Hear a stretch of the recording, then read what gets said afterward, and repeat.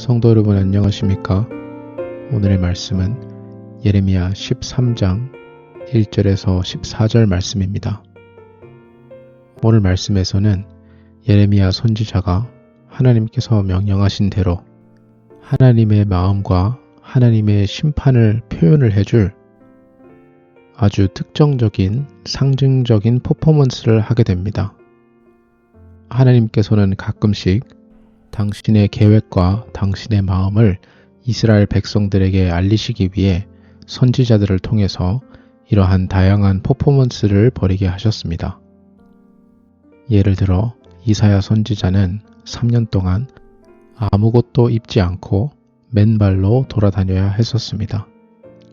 그리고 호세아 선지자는 하나님의 명령에 따라 신전에서 섬기고 있던 창녀와 결혼해야 했었습니다.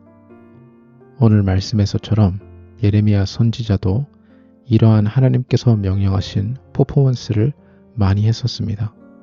그리고 오늘 말씀이 그 많은 퍼포먼스 중에서 첫 번째입니다.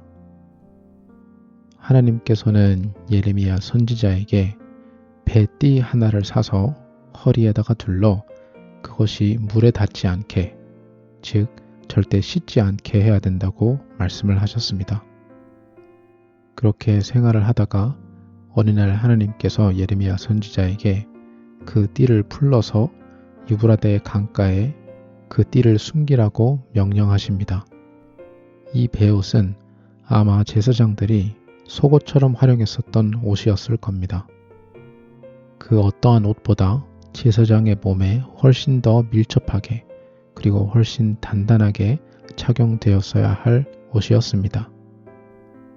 그러한 옷을 유브라데 강가에 묻은 뒤에 한참 뒤에 하나님께서는 예레미야 선지자에게 그 베옷을 다시 파서 꺼내어라고 말씀을 하십니다.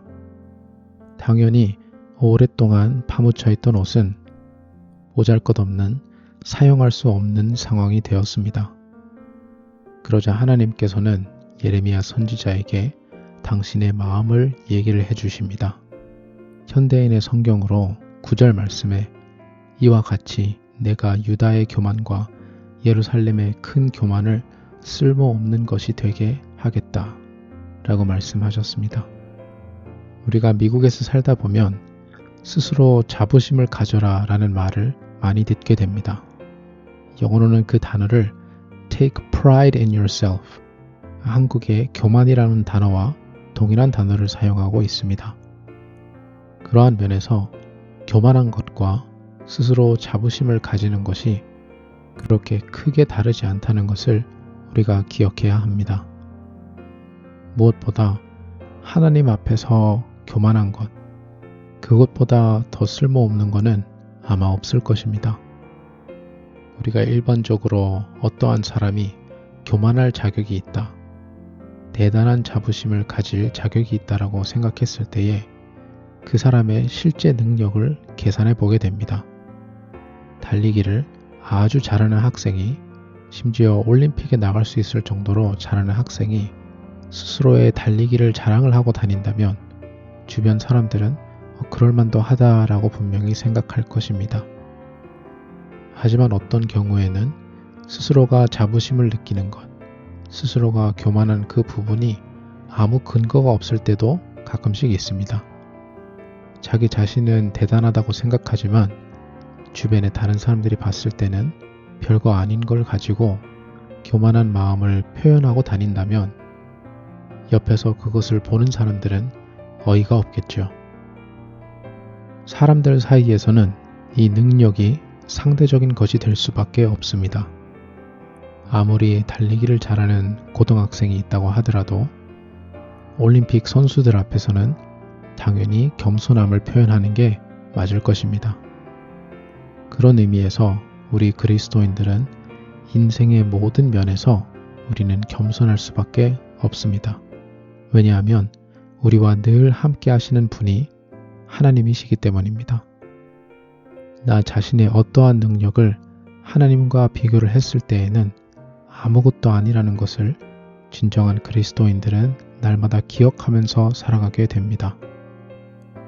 유다 백성들과 예루살렘에 있는 사람들은 그곳을 잊고 살았던 것 같습니다.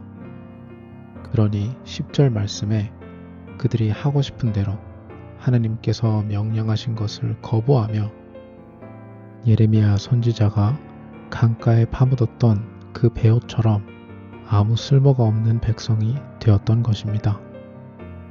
이 모든 상황을 11절 말씀에서 아주 잘 요약해주고 있습니다. 하나님께서는 유다와 이스라엘을 하나님과 딱 달라붙어 있게 오직 하나님의 영광을 위해서 세우셨습니다. 하나님께 달라붙어 있는 이스라엘과 유다 백성들은 하나님의 자랑이 되었어야 했으며 하나님의 이름을 높여드리는 역할을 했어야 했었습니다. 하지만 결국 그들이 그렇게 하지 않았던 이유는 스스로가 교만하여 하나님의 말씀을 듣지 않았던 것입니다. 더 나아가 하나님께서는 그들을 가죽 부대, 포도주로 꽉 찬 가죽 부대로 표현을 하십니다. 원어에서는 가죽 부대보다는 항아리가 조금 더 정확한 표현으로 적혀 있습니다. 12절 말씀에 모든 병이 포도주로 찰 것이라 라는 하나님의 말씀에 이스라엘 백성들은 하나님의 말씀을 잘못 해석하여 그러면 좋은 것이 아니냐고 오히려 좋아하게 됩니다. 그러자 13절 말씀에 하나님께서는 그러한 뜻으로 말씀하신 것이 아닌 모든 사람들이 술 취했다, 제정신이 아니다 라는 표현이라는 것을 말씀해주고 계십니다. 이처럼 우리의 마음이 겸손하지 않은 마음, 하나님께 붙어있지 않은 마음, 교만한 마음으로 꽉 차 있게 된다면 하나님께서 우리에게 경고를 해주실 때에도 하나님의 말씀을 우리가 알아차리지 못할 경우가 생길 것입니다. 그리고 14절 말씀처럼 그것이 지속적으로 이어지게 되면 결국에는 어떠한 형태로든 심판이 있게 될 것입니다. 우리 모두는 그 뱃띠처럼 하나님과 친밀하게 붙어 있어야 할 하나님의 백성입니다. 우리가 겸손함으로 다른 무엇보다 하나님만 붙잡고 살아갈 때에 우리의 마음에 교만의 죄가 자리 잡는 기회를 없애는 것입니다.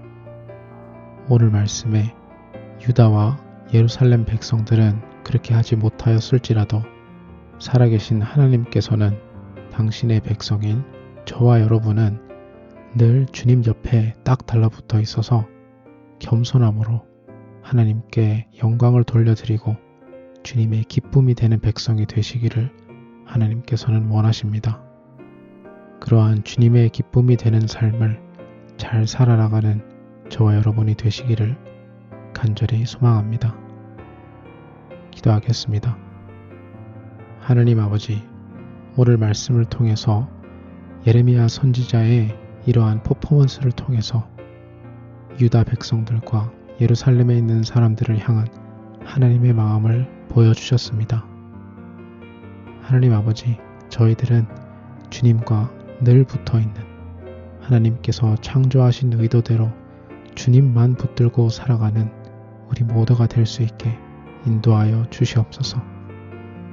저희의 겸손을 통해 오직 하나님의 말씀을 따르는 삶을 통해 하나님께 영광 돌려드리는 우리 모두가 될 수 있도록 주님 인도하여 주시옵소서. 감사드리며 예수님 이름으로 기도드립니다. 아멘.